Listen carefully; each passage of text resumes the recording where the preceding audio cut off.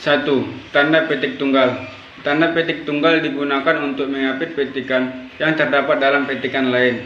Contohnya, tanya dia, kau dengar bunyi kring-kring tadi? 2. Tanda petik tunggal digunakan untuk mengapit makna, padanan, atau penjelasan kata atau ungkapan. Contohnya, tergugat, yang digugat. Yang digugat ditulis menggunakan tanda petik tunggal karena merupakan makna.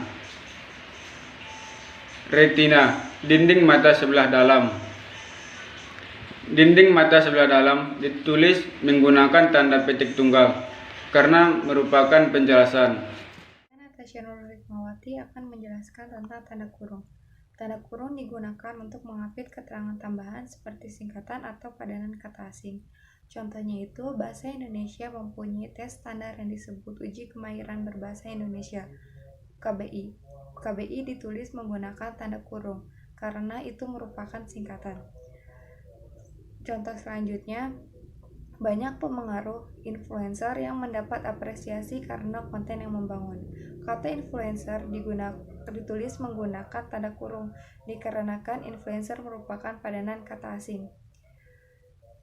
Selanjutnya, tanda kurung juga digunakan untuk mengapit keterangan atau penjelasan yang bukan bagian utama kalimat.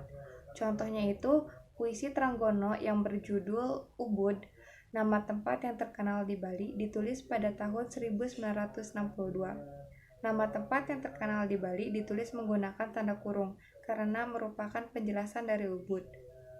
Contoh selanjutnya, keterangan itu lihat tabel 10, menunjukkan arus perkembangan baru pasar dalam negeri. Lihat tabel 10 ditulis menggunakan tanda kurung karena merupakan penjelasan. Tanda kurung digunakan untuk mengapit kata yang keberadaannya di dalam teks dapat dimunculkan atau dihilangkan. Contohnya, dia berangkat ke kantor dengan bus Transjakarta. Tanda kurung yang digunakan pada kalimat bus di dalam teks dapat dimunculkan atau dihilangkan. 4. Tanda kurung digunakan untuk mengapit huruf atau angka sebagai penanda perinci yang ditulis di samping atau di bawah di dalam kalimat. Contohnya, pelamar harus melengkapi berkas lamarannya dengan melampirkan 1. Daftar riwayat hidup, 2. Ijazah terakhir, 3. Surat keterangan kesehatan. Saya Tila Gemala Dewi, di sini saya akan menjelaskan tanda kurung siku. Tanda kurung siku digunakan untuk mengapit huruf, kata, atau kelompok kata sebagai koreksi atau tambahan atas kesalahan atau kekurangan dalam naskah asli. Misalnya, ulang tahun Republik Indonesia dirayakan dengan hikmat.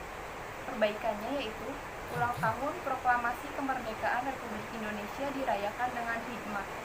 Kata proklamasi kemerdekaan menggunakan tanda kurung siku. Yang kedua, tanda kurung siku digunakan untuk mengapit keterangan dalam kalimat penjelas yang terdapat dalam tanda kurung. Misalnya, persamaan kedua proses itu, perbedaannya dibicarakan di dalam bab 2, perlu dibentangkan di sini. Perbaikannya yaitu, persamaan kedua proses itu, perbedaannya dibicarakan dalam bab 2, tanda kurung siku, lihat halaman 35-38. Perlu dibentangkan di sini. Di kalimat ini yang lihat halaman 35-38 ditulis menggunakan tanda kurung siku karena untuk memperjelas kalimat tersebut.